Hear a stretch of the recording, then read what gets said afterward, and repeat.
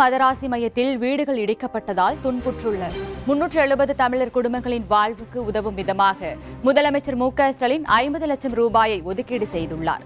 இந்த தொகையில் 370 குடும்பங்களுக்கு ஒரு முறை உதவியாக தலா 8000 ரூபாய் வழங்கவும் 4000 மதிப்பில் இன்றியமையா பொருட்கள் அடங்கிய தொகுப்பினை வழங்கவும் ஆணையிடப்பட்டுள்ளது.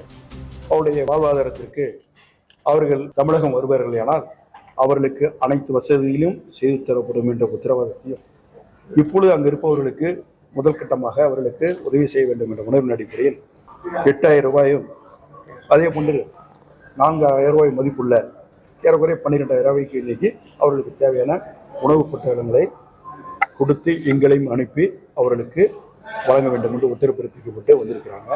அதன் அடிப்படையில் நாங்கள் வந்திருக்கோம். அவர்களையும் அந்த நிவாரணப் பொருட்கள்லாம்